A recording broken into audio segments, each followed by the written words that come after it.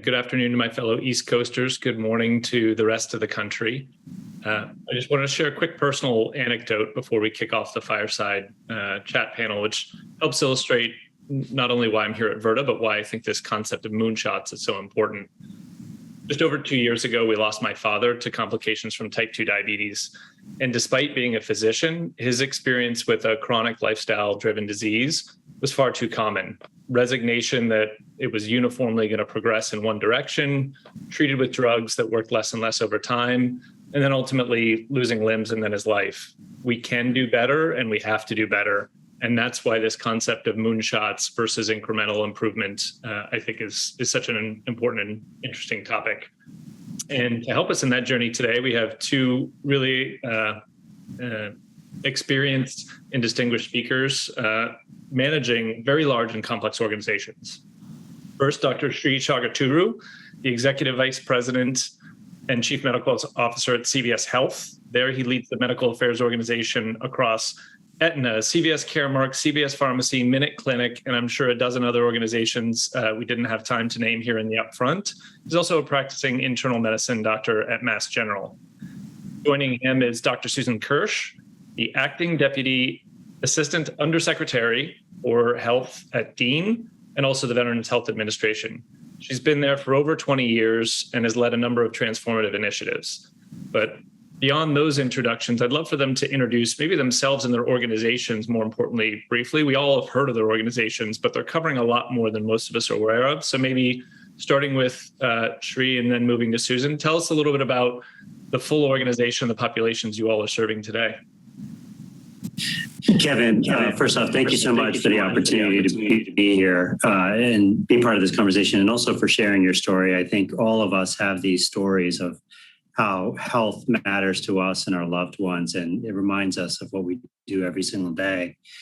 CVS Health, incredibly proud and excited to be at CVS Health. Very briefly, CVS Health is the fourth largest healthcare company in the Fortune 500, 10th in the Fortune Global 500 integrated healthcare services company. And you can think of us as three fundamental businesses: CVS Caremark, providing pharmacy benefits, Aetna for healthcare benefits, and CVS Pharmacy providing pharmacy services. And the combined reach is approximately 100 million lives that we touch on any given day. And we have 10,000 locations across the country, nearly 10,000 locations with 1,000 Minute Clinics, providing care and pharmacy service throughout the country. So I'll pause there, but I'm incredibly excited about the CVS Health organization and our reach across multiple aspects of healthcare. Thank you for joining. All right, I'll add in about the Veterans Health Administration and share what I think many people don't know about the VA and the veterans that we do serve. We have about 9 million enrolled veterans in our system. Eligibility is not available to all veterans. There are some criteria that have been legislatively mandated, and it was set up this way about 100 years ago. I will say that we are looking at ways to continue to expand benefits and healthcare, including healthcare benefits to the veterans that aren't enrolled. So we may see some legislative changes in the future. But of those that we do take care of, there are about a third that have mental health diagnosis, a quarter with a diabetes diagnosis, a quarter with a COPD diagnosis, and about 20% of our veteran population has 6 or more chronic illnesses. So we're definitely in the business in looking at and have been thinking about a chronic illness care. In terms of the geography, and I didn't even realize, Sree, the expanse of your network, we do cover 160 medical centers, many of whom are associated with academic partnership partners, and over 1,700 sites of care. Those sites of care do include Puerto Rico, American Samoa, and Guam. And one other kind of fun fact is that while we do serve as and think of ourselves as a national safety net system, that more than 70% of all resident trainees have been to a Veterans Health Administration for some of their training. So that's a little bit of an outline of who we are. Thanks, Kevin. All right. Thank you both. Myself, Susan, having trained at the VA. Yeah, I did as well. All right. The aspirational theme for this conference of discussion is Moonshots. So for each of you, maybe just to kick us off, who or what is inspiring you all in healthcare today? A person, a company, an organization, a policymaker to make big, bold changes? Well, I can jump in and share a thought here and say, as I really thought about this to be and where we can really drive impact for our organization and for broader healthcare, and really curious, Sree, chiming in, is really, I think we can make a difference and have some inspiring changes if we really look at the data that we have.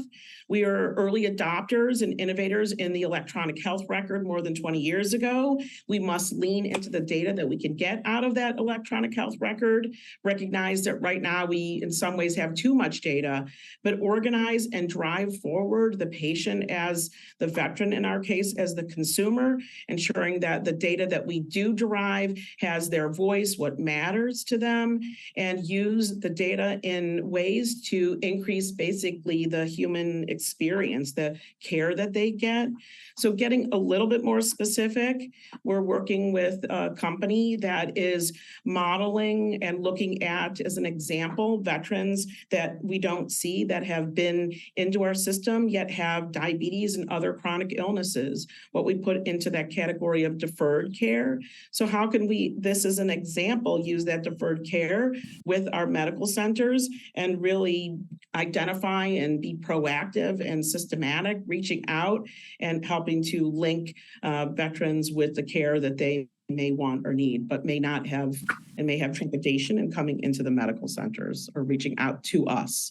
So data and those opportunities using AI and machine learning. I don't think we've got that path really completely figured out, but it's inspiring to me for us to get there and think about it. And Sree, is that something that's on your mind, that you're really thinking about how to use data?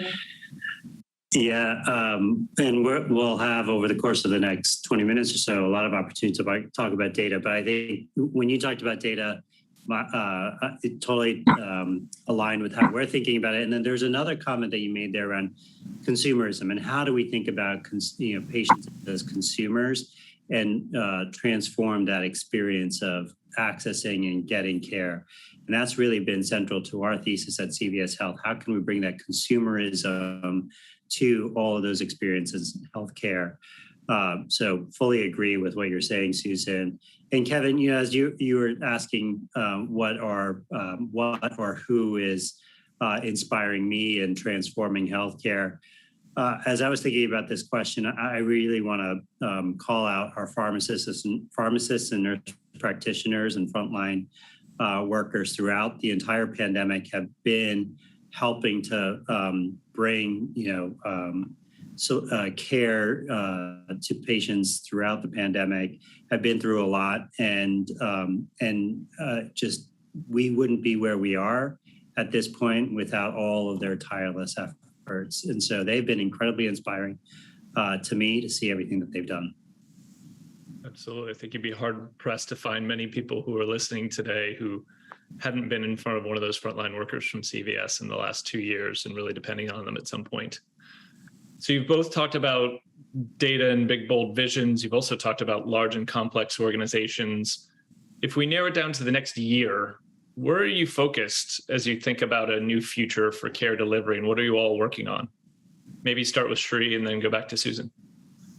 Sure, Kevin. A very important question for us at CVS Health. So as we've talked about publicly, we have a long tradition in care delivery. We've been providing care throughout our 1,000 MinuteClinic locations, providing historically acute care services, but that has expanded over time to a lot of chronic disease management or complementary primary care services, such as weight loss or diabetes management or hypertension management.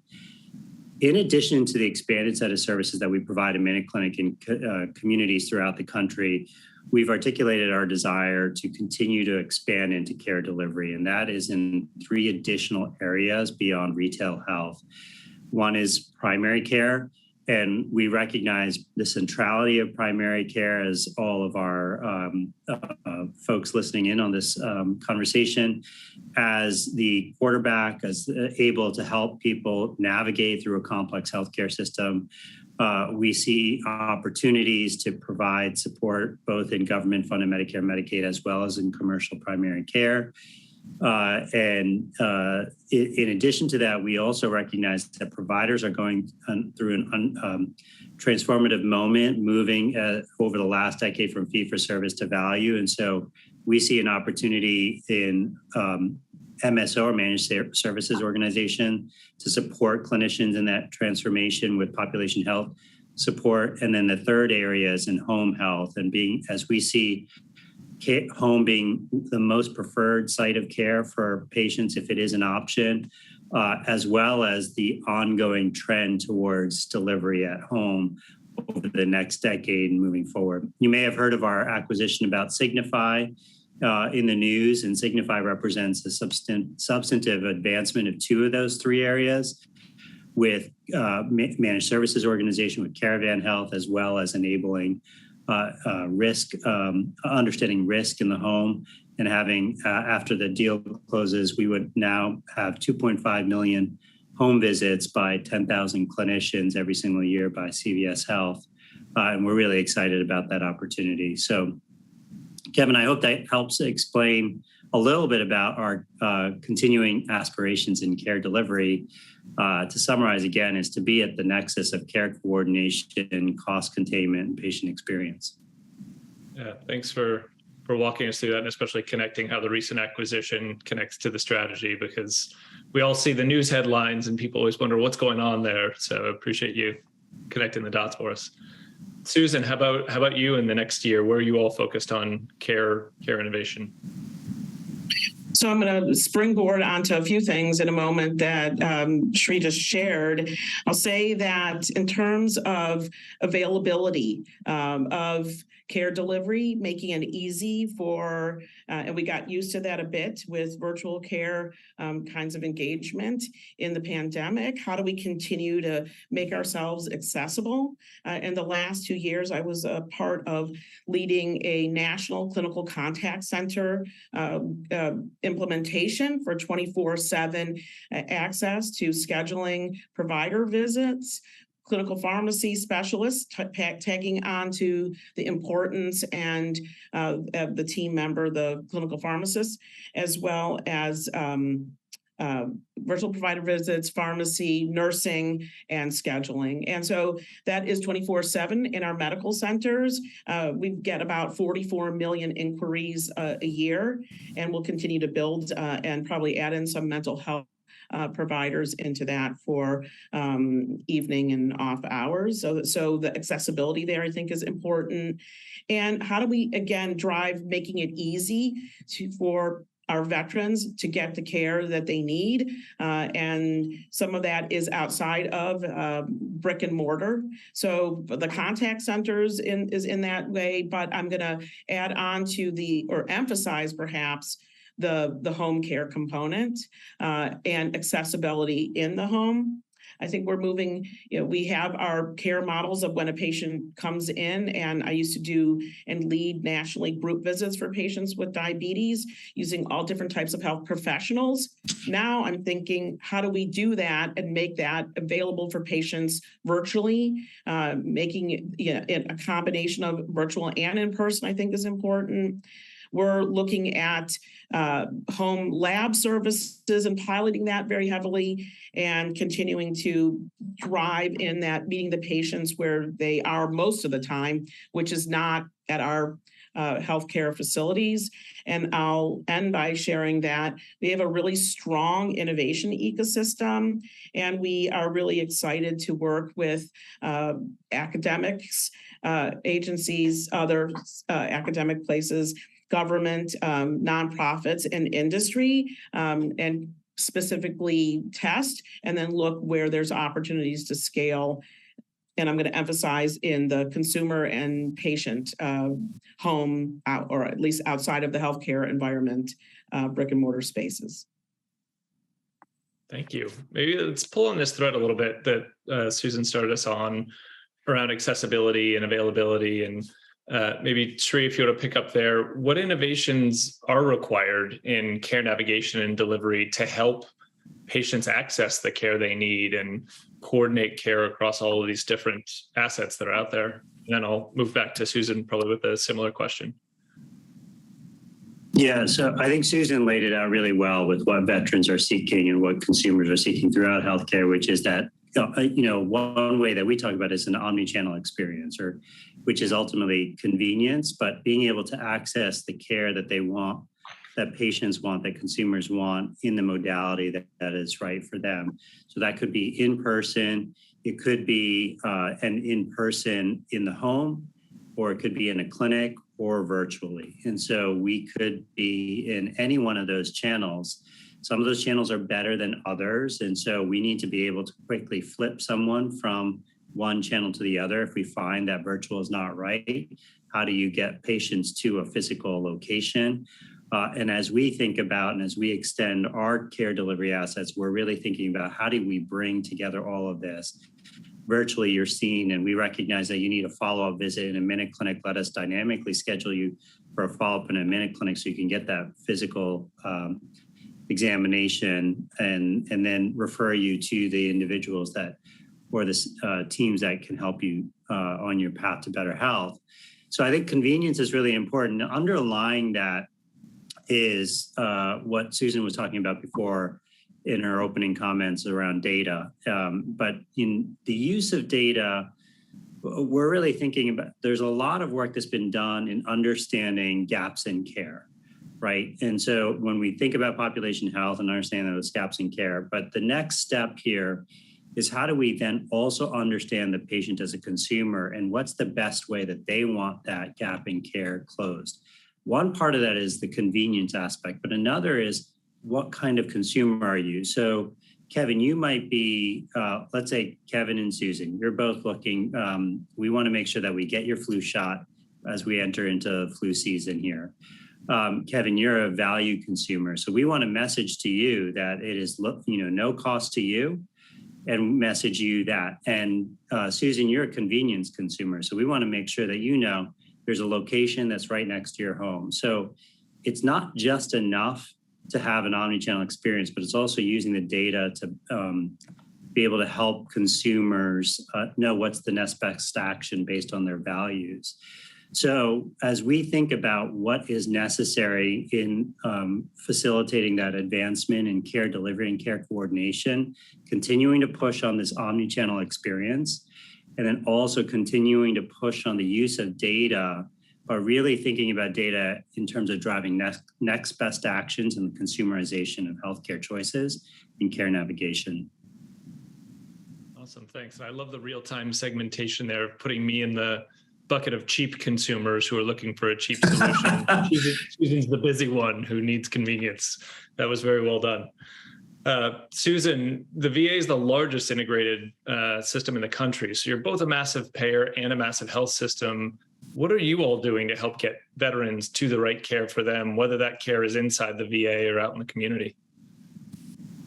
Yes, and it is interesting that there's a lot of similarities with approaching, and perhaps we can learn from each other. And I'll share that the contact centers I mentioned, that is availability to deliver virtual care. So we know that those are some key components into our future.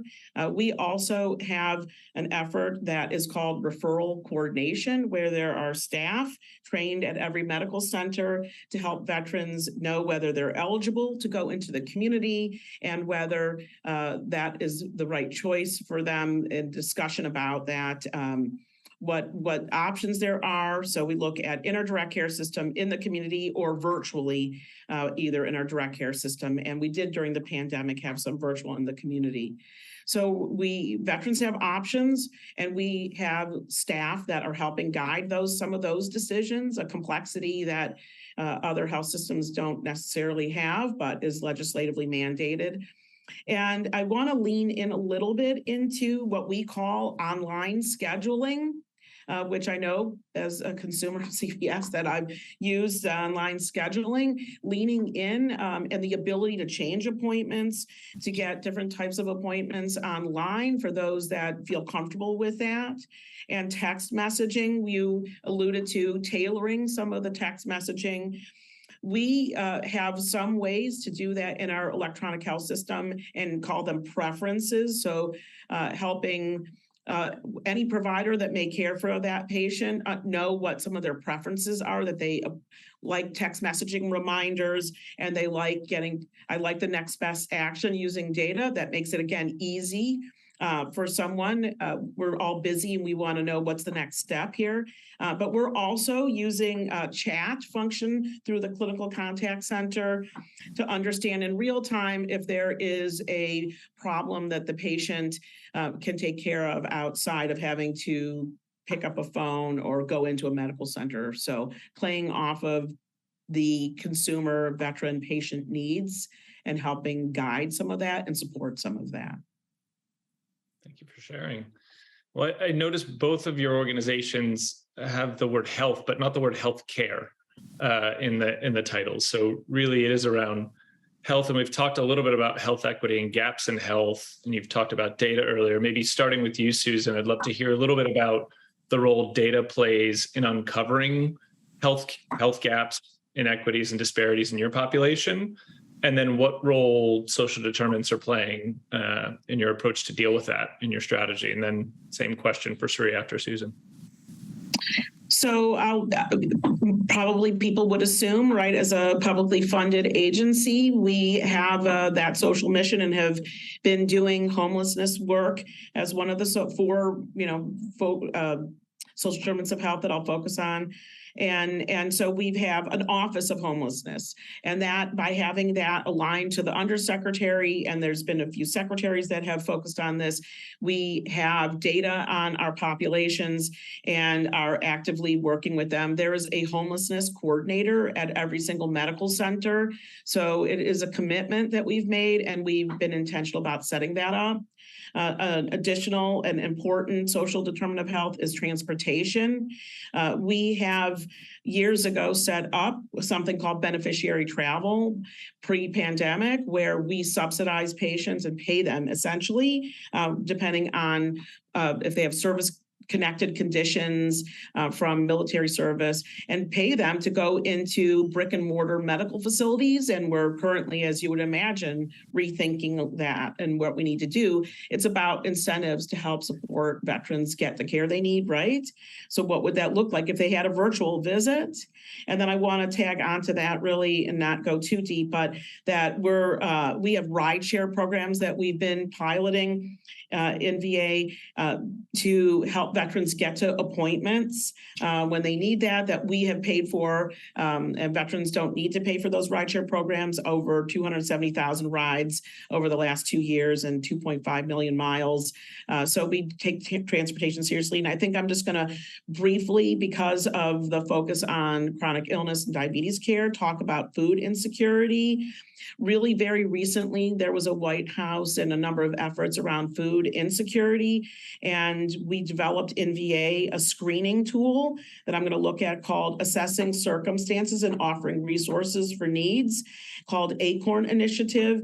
It really systematically screens veterans in 10 areas and then helps recommend some options both in VA and in the community. We are leaning in very heavily to social workers as a critical, and nutrition folks, critical folks to do this and not just expect primary care to do this.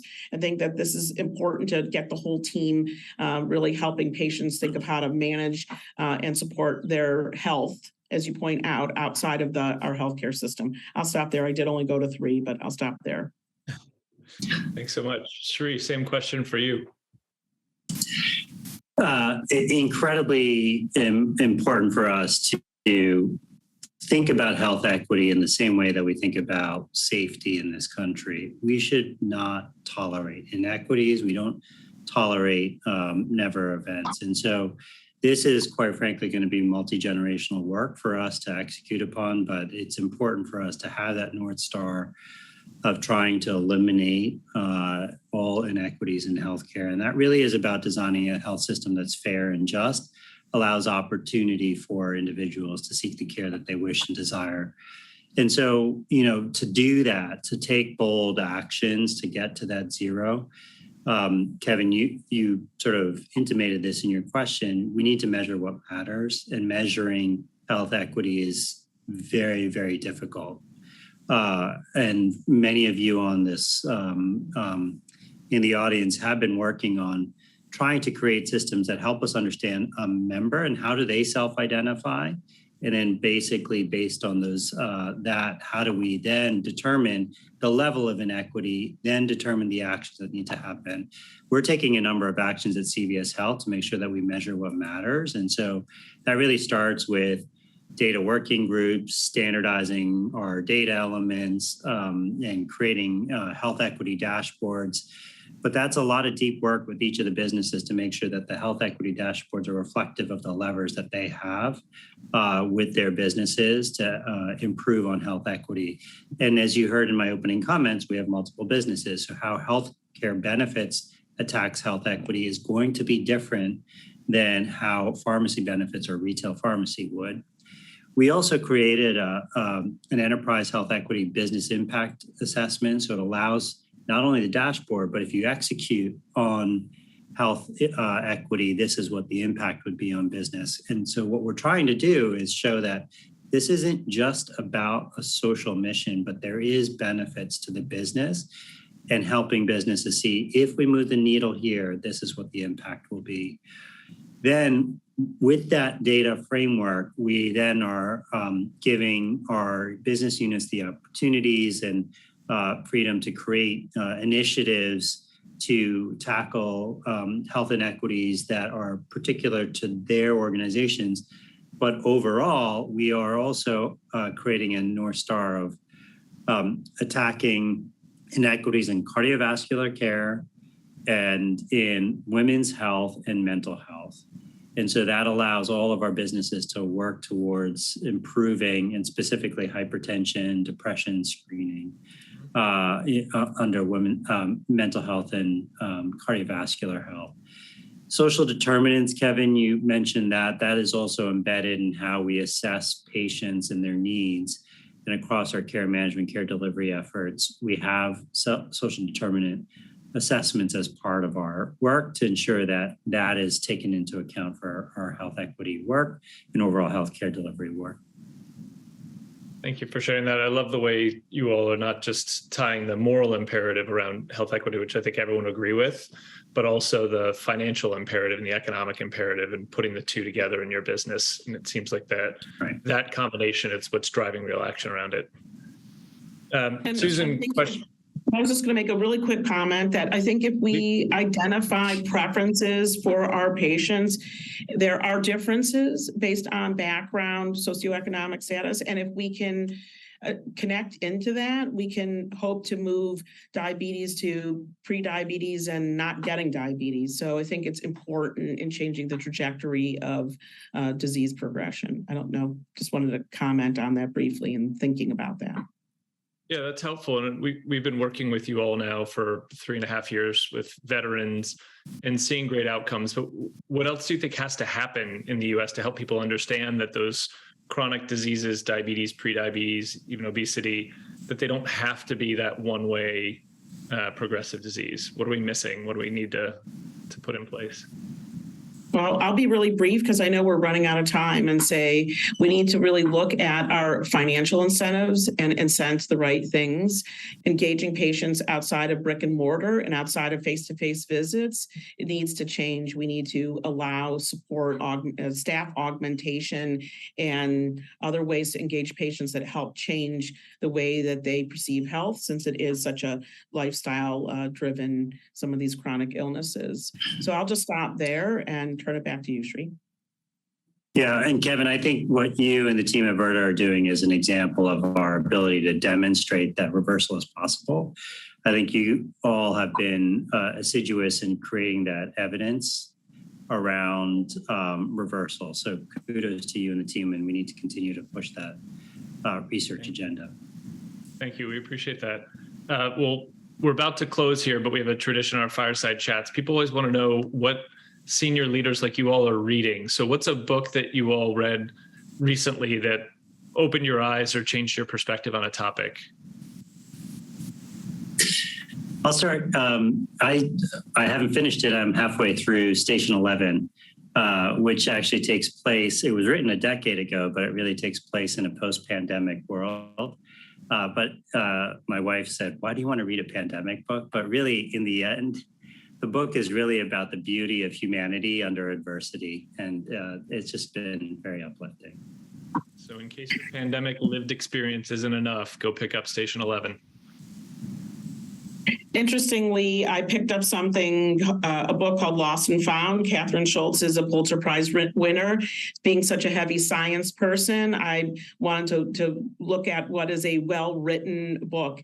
Similarly, it's really about, as we experience negative things, and it's a personal experience from this author, we can have both emotions, sadness over things that we're experiencing, but also look for opportunities to experience inspiration and joy, that we're capable of doing both. And I thought that with everything going on in healthcare and outside of healthcare, it was really made me stop and think and look at that life in a different way. And maybe that's what you experience as well, Sree, or are experiencing, just a chance to look at things differently. Well, thank you both again so much for joining us today and kind of letting us all see a little bit behind the curtain of what senior leaders are doing in such massive institutions. And if we are going to achieve some of these healthcare moonshots, surely a lot of it will be coming through organizations like yours that are touching the entire US at scale. So thank you again. And we're going to transition from the fireside chat to the next panel.